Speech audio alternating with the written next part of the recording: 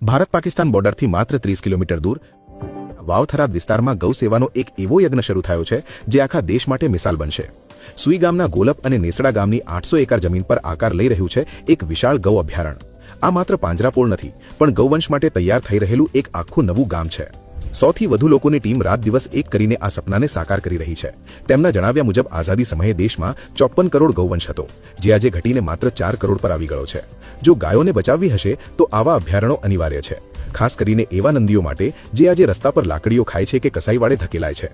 અહીં 50,000 જેટલા નંદીઓને લાકડીનો ડર નહીં પણ સેવાની હૂંફ મળશે। આ અભયારણ્ય અત્યાધુનિક સુવિધાઓથી સજ્જ હશે।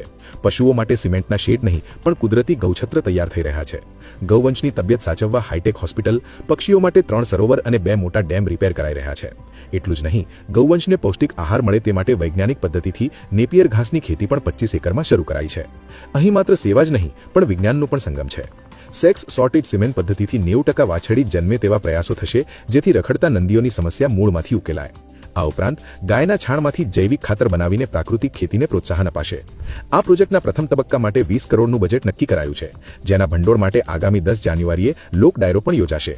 ભવિષ્યમાં આ સ્થળ એક મોટું ટુરિઝમ સેન્ટર બનશે જ્યાં પ્રવાસીઓ જીપમાં બેસીને 4 કલાક સુધી આ ગૌ વિહારનો આનંદ માણી શકશે।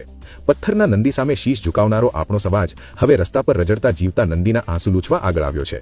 જ્યારે આ 800 એકરની ધરતી પર હજારો ગૌવંશનો હુંકાર ગૂંજશે ત્યારે એ અવાજ માત્ર બનાસકાંઠામાં જ નહીં પણ સમગ્ર વિશ્વમાં ગૌ સેવાનો નવો ઇતિહાસ લખશે।